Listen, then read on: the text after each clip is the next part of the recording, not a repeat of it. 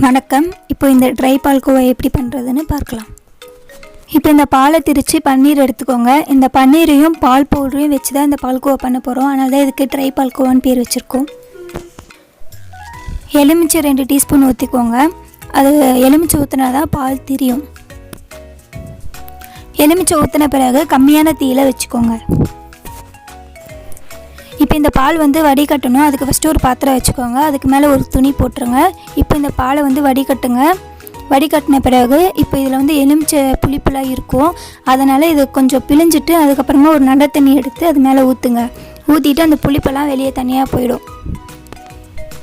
இது போல் ஒரு 2 வாட்டியாவது இந்த மாதிரி நல்ல தண்ணி அது மேலே ஊற்றிட்டு லைட்டாக பிழிஞ்சு எடுத்துருங்க.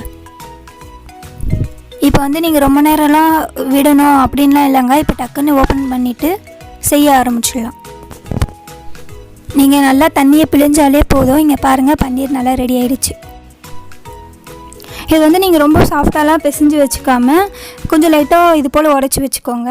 இப்போ செய்ய ஆரம்பிச்சிடலாம். இப்போ ஸ்டவ் ஆன் பண்ணிவிட்டு பாத்திரம் வச்சுக்கோங்க. 2 டீஸ்பூன் நெய் ஊற்றிக்கோங்க. இப்போ நெய் நல்லா சூடான பிறகு நீங்கள் பன்னீர் போட்டு நல்லா வதக்குங்க. இப்போ இந்த பன்னீர் நல்லா கலர் மாறணும். கலர் மாறின பிறகு ஒரு கப்பு பால் பவுடர் சேர்த்துக்கோங்க. இப்போ நீங்கள் பன்னீர் நிறைய சேர்த்திங்கன்னா அது நீங்கள் நெய்யில் வறுத்து எடுக்கும்போது நல்லா ப்ரௌன் கலரில் இருக்கும். அது நீங்கள் மிக்சியில் தனியாக அரைச்சி எடுத்துக்கோங்க. இப்போ இது எப்படி பண்ணுறோமோ அப்படியே பண்ணலாம். நீங்கள் இதே மாதிரி பால் பவுடர் நீங்கள் ப்ரௌன் கலரில் வறுத்துட்டு அதுக்கப்புறமா பன்னீர் நம்ம மிக்சியில் அரைச்சி வச்சுருக்கோம்ல அதுவும் சேர்த்துட்டு இதுக்கப்புறமா என்ன ஸ்டெப்போ அதை ஃபாலோ பண்ணிக்கலாம். இப்போ தண்ணி இல்லைன்னா பால் ஒரு டீஸ்பூன் அளவுக்கு சேருங்க. சேர்த்து கலந்து விடுங்க. ஒரு அரை கப் அளவுக்கு சர்க்கரை சேர்த்துக்கோங்க. இப்போ சர்க்கரை சேர்த்த பிறகு நல்லா சர்க்கரை கரையணும். நல்லா கலந்து விடுங்க.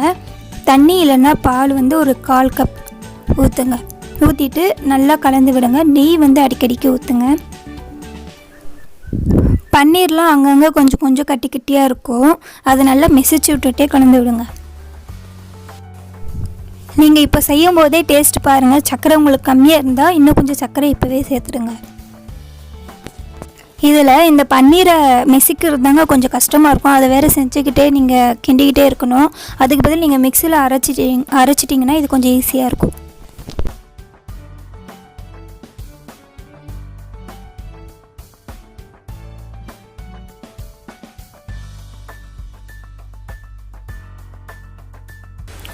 இந்த ஸ்வீட்டில் ஒரு டிப்ஸ் சொல்லலான்னு இருக்கேன். அது அடி பிடிக்க வச்சு நீங்கள் கொஞ்சம் ரொம்ப அடி பிடிக்கக்கூடாது. கொஞ்சம் கொஞ்சம் அடி பிடிக்க வச்சு அதை நீங்கள் கிண்டி கிண்டி எடுத்திங்கன்னா அது ஒரு டேஸ்ட்டாக இருக்கும். இப்போ அப்படியே நீங்கள் ஸ்வீட் போட்டு வைக்க போகிற கிண்ணமோ இல்லை ட்ரேவோ அதில் நீங்கள் நெய் தடவி வச்சுக்கோங்க.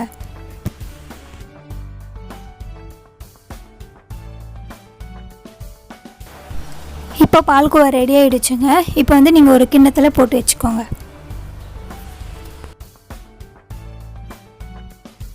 இப்போ ஒரு ஸ்பூன் எடுத்து இது போல் சும்மா மேலோட்டமாக தட்டி விடுங்க.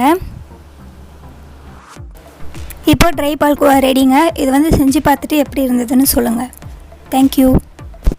பால்கோவா பால் பவுடரும் பன்னீரும் வச்சு செஞ்சுருக்கிறதுனால ரொம்ப சீக்கிரமாக முடிஞ்சிடும். வீடியோவும் 4 நிமிஷத்தில் முடிகிற மாதிரி எடிட் பண்ணியிருக்கேன். இந்த வீடியோ உங்களுக்கு பிடிச்சிருந்தா லைக் பண்ணுங்கள், ஷேர் பண்ணுங்கள், கமெண்ட் பண்ணுங்கள், சப்ஸ்கிரைப் பண்ணுங்கள்.